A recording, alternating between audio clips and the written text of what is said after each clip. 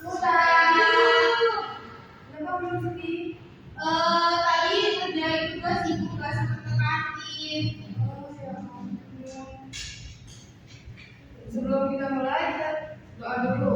Dipimpin doanya keluar kelas. Baik, sebelum memulai pembelajaran pada siang hari ini, baiknya kita berdoa.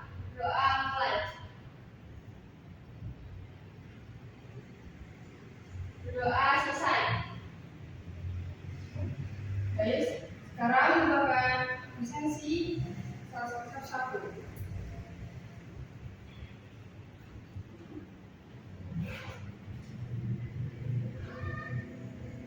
Eka Hanifah Putriani, Hadir. Saweran Rahma, Hadir, Bu. Renita Azalia, Hadir, Bu. Siti Mahaliza, Hadir, Ibu. Raihana Al-Karimah kemarin. Tidak hadir, Ibu. Tidak ada keterangan. Oh, apa? Oke, Ibu. Nggak boleh dicontohnya apa yang sebenarnya. Baik, Ibu. Tidak bisa dilakukan. Ya.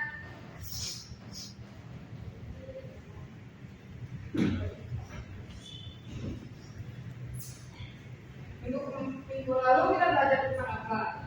Tentang teks eksplanasi.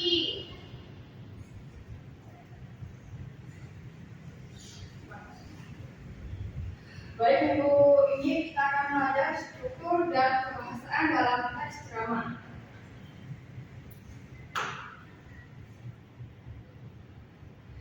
Tujuan mempelajari hal ini adalah mempelajari cara menentukan isi, struktur, dan kebahasaan dalam teks ceramah dan mengidentifikasi kaidah kebahasaan dalam teks ceramah. Ibu minta tolong bacakan salah satu dari kalian. Siapa yang bisa membacakan? Saya, Ibu. Baik, Kak. Menentukan isi, struktur, dan kebahasaan dalam teks ceramah. Jadi dalam teks ceramah itu ada pembukaan, isi, dan penutup. Baik, Ibu akan menjelaskan semuanya. Pembuka itu adalah bagian dari ceramah yang dimulai dengan mengenali isu atau permasalahan yang akan dibahas. Misalnya seperti kebersihan,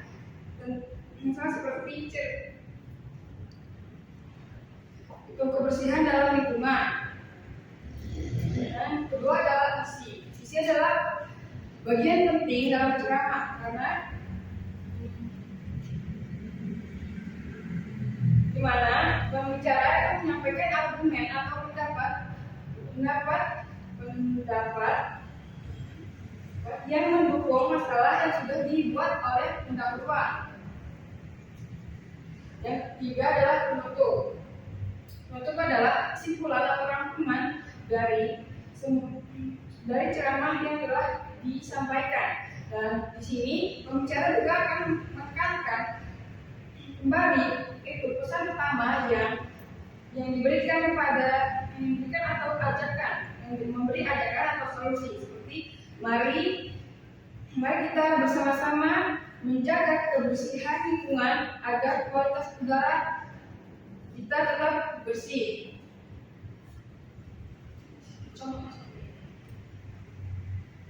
Siapa yang bisa memberi contoh dari pembukaan, isi, dan penutup? Saya bisa memberikan pembukaan, Ibu. Baik, Siti. Contoh pembukaan ceramah ini, Bu. Assalamualaikum warahmatullahi wabarakatuh. Waalaikumsalam warahmatullahi wabarakatuh. Alhamdulillahirabbil alamin. Wa bihi nasta'inu ala umuri dunya waddin. Wassalatu wassalamu ala asyrofil anbiya'i wal mursalin wa ala alihi wa sahbihi ajma'in, amma ba'du. Puji syukur kepada Allah Subhanahu wa taala atas limpahan rahmat dan karunia-Nya, kita semua dapat berkumpul pada siang hari ini dalam keadaan sehat walafiat. Salawat serta salam tidak lupa kita sanjungkan kepada junjungan kita Nabi besar Muhammad Sallallahu Alaihi Wasallam yang selalu kita nantikan syafaatnya di yaumul qiyamah al-'adiyah. Pada kesempatan hari ini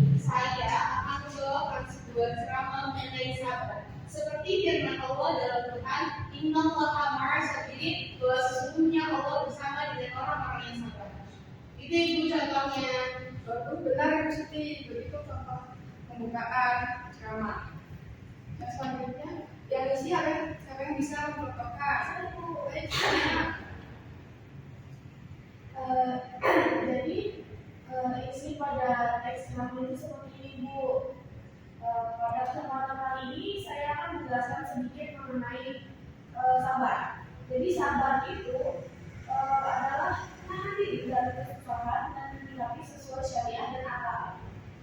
Karena sabar ini merupakan pilar kebahagiaan seseorang hamba, karena dalam kesabaran seseorang akan berjaga dari kemaksiatan, konsisten dalam ketaatan dan juga dapat dalam menghindari berbagai macam cobaan. Jadi seperti itu aja Bu. Bagus, Samela, itu sudah benar. Nah, selanjutnya siapa yang ingin mencontohkan penutup? Saya Bu. Baik, Pak. Ya. Untuk contoh penutup itu seperti ini. Demikian kiranya yang bisa saya sampaikan mengenai ceramah bertemakan sabar. Kurang lebihnya saya mohon maaf jika ada salah kata yang terucap, dan atas perhatiannya saya ucapkan terima kasih yang sebesar-besarnya.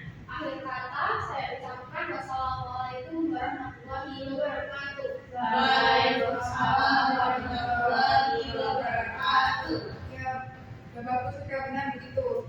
Beri tepuk tangan untuk semua. Selanjutnya Ibu akan membahas tentang mengidentifikasi kaidah kebahasaan dalam teks ceramah. Yang pertama ada kata ganti orang pertama dan kedua.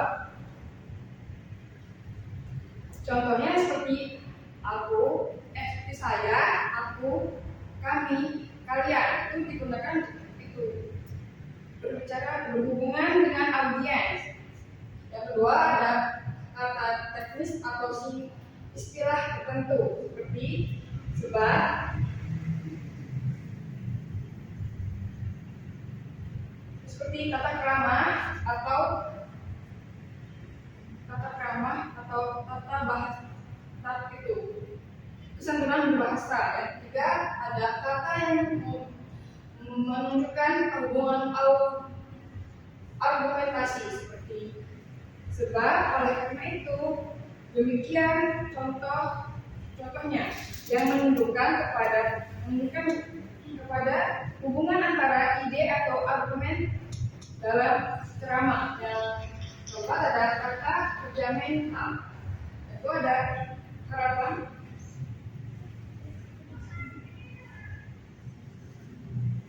kata kerja mental adalah seperti harapan, perlu, diinginkan, yang menunjukkan sikap atau pemikiran pembaca terhadap masalah yang disampaikan. Dan kelima ada kata persuasi.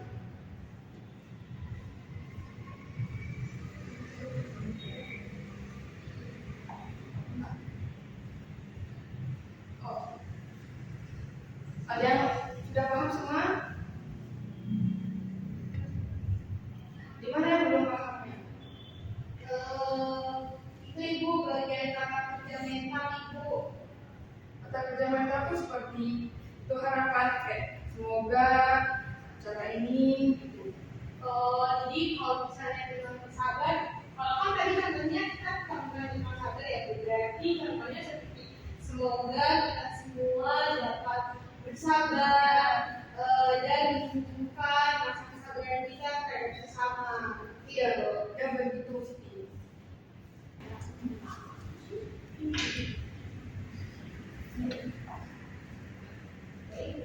Baik, ada yang ditanyakan lagi? Saya Bu, Baik, Samela. saya kurang paham sama kata persuasi pada teks ceramah Bu. Bisa tolong jelasin lagi nggak Bu? Persuasif itu kata yang digunakan untuk meyakinkan atau mempengaruhi atau membujuk orang lain agar melakukan sesuatu atau memiliki pendapat yang sama. Bismillah. Paham tidak? Bu, baik Bu, sudah paham.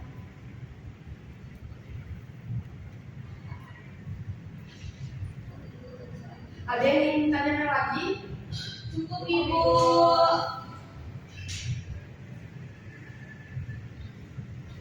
Kalau begitu, siapa yang ingin Ibu sekarang mengulas materi yang Ibu sudah jelaskan? Siapa yang ingin mengulas materinya? Saya Ibu. Baik, Siti. Saya mau mengulas materi yang pertama saja, boleh Ibu? Boleh, Siti. Tadi materi yang pertama mengenai struktur teks ceramah. Struktur teks ceramah itu terdiri atas 3 bagian. Yang pertama itu ada pembukaan, yang kedua itu ada isi, dan yang terakhir itu ada penutup. Untuk pembukaan itu ada salam pembuka, kemudian tadi dijelaskan juga ada pengenalan mengenai isu atau hal yang akan dibahas. Kemudian untuk bagian isi itu isinya adalah isi itu merupakan bagian inti atau bagian terpenting dalam teks ceramah. Di situ adalah hal yang akan disampaikan atau tentunya kemudian untuk penutup itu dapat diisi dengan harapan, kemudian kesimpulan dari ceramah yang telah disampaikan, kemudian dan juga salam penutup Ibu. Itu saja Ibu untuk ulasan materi pertama dari saya. Baik, Siti. Siapa yang ingin mengulas materi yang kedua? Saya Ibu. Baik, Eka. Untuk materi kedua itu mengidentifikasi kaidah kebahasaan dalam teks ceramah. Di sini ada 5 kaidah penting kebahasaannya. Yang pertama itu ada kata ganti orang pertama dan kata ganti orang kedua. Yang kedua itu ada kata teknis atau istilah tertentu. Yang ketiga itu ada kata yang menunjukkan hubungan argumentasi. Lalu yang keempat itu kata kerja mental. Dan yang terakhir itu kata kerja persuasif. Baik. Tepuk tangan kita semua. Kalau sudah kamu semua, kita tutup kelas hari ini. Dibimbing doanya kepada ketua kelas. Baik, untuk mengakhiri pembelajaran pada siang hari ini, mari kita berdoa. Doa mulai. Doa selesai. Sekian dari Ibu, terima kasih sudah memperhatikan dan semoga kalian telah dapat mengaplikasikan apa yang kita pelajari hari ini. Sampai jumpa di pertemuan berikutnya. Assalamualaikum warahmatullahi wabarakatuh. Waalaikumsalam warahmatullahi wabarakatuh. Terima kasih, Bu. Sama-sama.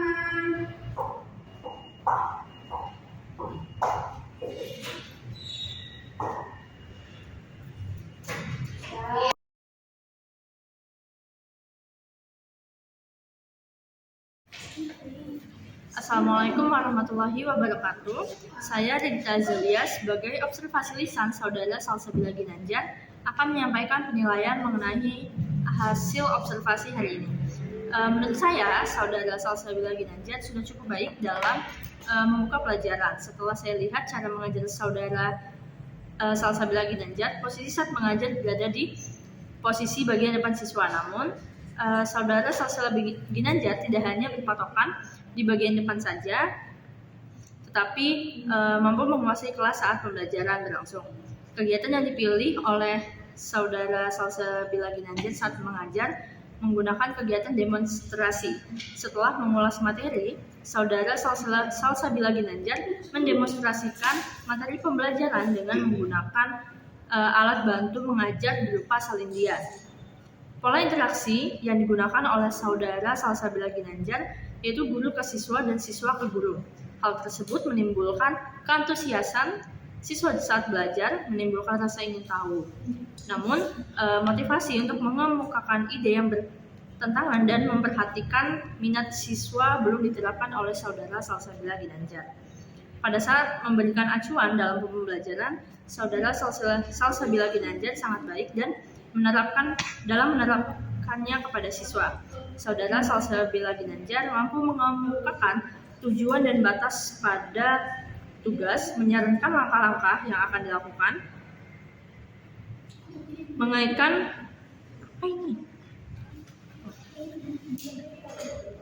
meningkatkan permasalahan pada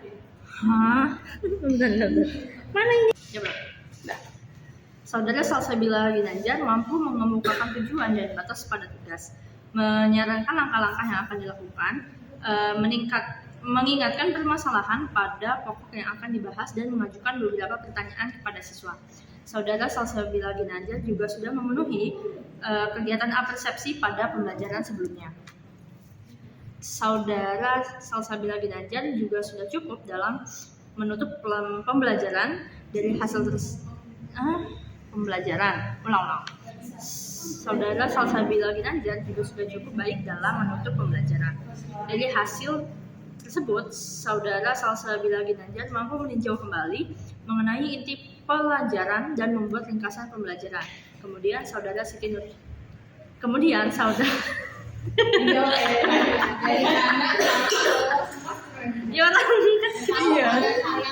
maaf ya.